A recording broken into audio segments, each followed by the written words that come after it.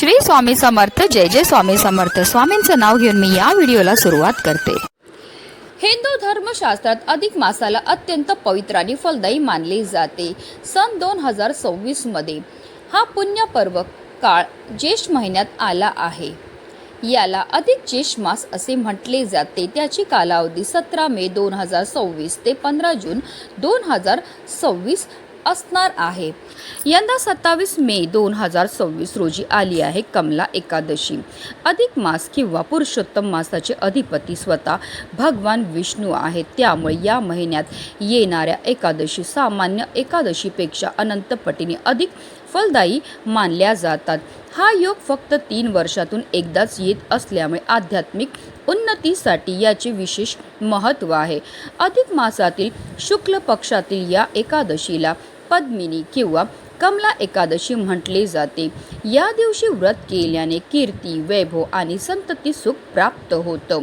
हे व्रत भक्ताला वैकुंठ प्राप्तीचे अधिकारी बनवतं आणि जीवनातील भौतिक दुःखे दूर करते. शास्त्रामध्ये वर्णन आहे की पुरुषोत्तम मासातील या एकादशीचं व्रत करून भगवान विष्णूंच्या पुरुषोत्तम स्वरूपाची पूजा केल्याने शेकडो अश्वमेध आणि वाजपेयी यज्ञ इतके पुण्य लाभते. या तिथीला व्रतासोबत दीपदान, अन्नदान आणि ओम नमो भगवते वासुदेवाय या मंत्राचा जप केल्याने पितरांना मोक्ष प्राप्त होतं आणि साधकाच्या जीवनात सुख समृद्धी नांदते. धार्मिकदृष्ट्या हा दिवस अतिशय महत्त्वाचा असल्यामुळे या दिवशी काही प्रभावी उपायाने सेवा देखील केल्या जातात. आणि म्हणूनच कमला एकादशीच्या दिवशी तुम्ही व्रत नाही केलं तरीही चालेल, पण सकाळीच घराच्या उंबरठ्यावर ठेवा या 2 वस्तू. या वस्तू ठेवल्यामुळे आपल्या जीवनामध्ये असणारी जेवढी पण नकारात्मकता, इडापिडा, शत्रुबाधा तर नष्ट होणारच, पण आपलं 7 पिढ्यांचं दारिद्र्य नष्ट होऊन आपल्याला सर्व कामामध्ये यश प्राप्त होणार आहे. आपल्या घराची, आपल्या मुलांची, आपल्या पतीची भरभरून अशी प्रगती होणार आहे. तर ती कोणती वस्तू ठेवायची, कोणत्या वेळेत ठेवायची, त्याबद्दल सविस्तर आणि महत्त्वाची अशी माहिती मी तुम्हाला या व्हिडिओमध्ये देणार आहे. तर व्हिडिओ पूर्ण पहा आणि जर तुम्ही माझ्या चॅनलवर नवीन असतील तर चॅनलला सबस्क्राईब करा आणि शेजारी बेल आयकॉनसुद्धा प्रेस करा, जेणेकरून तुम्हाला माझ्या नवनवीन व्हिडिओचं नोटिफिकेशन हे मिळत राहील आणि तुम्ही एक पण व्हिडिओ मिस करणार नाही. कमेंटमध्ये ओम नमो भगवते वासुदेवाय नमः लिहायला विसरू नका. अधिक मास हा भगवान विष्णूंचा महिना मानला जातो, ज्याला आपण पुरुषोत्तम मासही म्हणतो. या महिन्यात केलेले कोणतेही पूजेचे, दानाचे आणि उपायाचे फळ इतर महिन्यापेक्षा 10 पटीने जास्त मिळते. आणि त्यात उद्या आहे कमला एकादशी. कमला म्हणजे साक्षात माता लक्ष्मी. विचार करा, विष्णू आणि लक्ष्मी या दोघांचा सर्वोच्च आशीर्वाद मिळवण्यासाठी हा दिवस आहे. घराचा उंबरठा हा केवळ लाकडाचा किंवा दगडाचा तुकडा नसतो. शास्त्रानुसार घराचा उंबरठा ही आपल्या घराची सुरक्षा भिंत असते. आपल्या घरात कोणतीही ऊर्जा प्रवेश करणार आणि कोणती नकारात्मक ऊर्जा बाहेरच थांबणार हे आपला उंबरठा ठरवतो. जेव्हा भगवान नृसिंहाने हिरण्यकश्यपचा वध केला तेव्हा त्यांनी उंबरठ्याचाच वापर केला होता, कारण उंबरठ्यावर अद्भुत दैवी शक्तीचा वास असतो. जर तुमच्या घरात सतत आजारपण असेल, पती पत्नीमध्ये विनाकारण वाद होत असतील किंवा व्यवसायात अचानक तोटा होत असेल तर समजून जा की तुमच्या उंबरठ्याची ऊर्जा कमकुवत झाली आहे आणि शत्रूंची वाईट नजरेचा प्रभाव तुमच्या घरावर पडला आहे. उद्या सकाळी जे मी सांगणार आहे ते तुम्हाला आवर्जून उपाय करायचा आहे. हा उपाय केल्यामुळे आपल्या घराच्या भोवती एक सुरक्षा कवच तयार होते, ज्याला कोणताही शत्रू किंवा कोणतीही वाईट शक्ती भेदत नाही. आता अत्यंत लक्ष देऊन ऐका, तो महा उपाय काय आहे आणि त्याचा कोणता आपल्याला फायदा हा होणार आहे. पहिली वस्तू म्हणजे चिमूटभर हळद आणि दुसरी वस्तू म्हणजे 7 लवंगा. हळद आणि लवंगा तर आपण रोजच वापरतो. याने शत्रू कसा लोटांगण घालेल, तर यामागे एक प्रचंड मोठं तांत्रिक आणि आध्यात्मिक विज्ञान दडलेलं आहे. हळद ही देवगुरू बृहस्पती आणि माता लक्ष्मीशी संबंधित आहे. हळद ही शुद्धता, समृद्धी आणि नकारात्मकता नष्ट करण्याचे प्रतीक आहे. तर लवंग ही ऊर्जेचा तीव्र स्तोत्र आहे. तंत्रशास्त्रानुसार लवंग नकारात्मक ऊर्जा खेचून घेते आणि शत्रूचा वाईट विचारांना जागीच खिळवून ठेवते. आता हा उपाय आपल्याला कधी करायचा, तर आपल्याला सकाळी जेवढा लवकर होईल तेवढं करायचं. तुम्ही 7 वाजल्यापासून 9 वाजेच्या आसपास हा उपाय केला तर अतिशय उत्तम आहे. आता हा उपाय करायच्या अगोदर सर्वप्रथम आपल्याला आपल्या घराचा जो उंबरठा आहे तो स्वच्छ पुसून घ्यायचा आहे. उंबरठ्यावर कोणतीही धूळ किंवा कचरा नसावा. आपल्याला काय करायचं, एक तांब्याचा कळश घ्यायचा, त्यामध्ये शुद्ध पिण्याचं पाणी भरून घ्यायचं. त्या पाण्यामध्ये आपल्याला थोडीशी हळद टाकायची आणि असे हे जल जे आहे ते आपल्या मुख्य प्रवेशद्वारावर, उंबरठ्यावर आणि उंबरठ्याच्या बाहेर आपल्याला शिंपडून घ्यायचं आणि त्यानंतर स्वच्छ कपड्याने आपल्याला पुसून घ्यायचं आहे. आता आपल्या डाव्या हाताच्या तळव्यावर 7 अख्ख्या लवंगा घ्यायच्यात.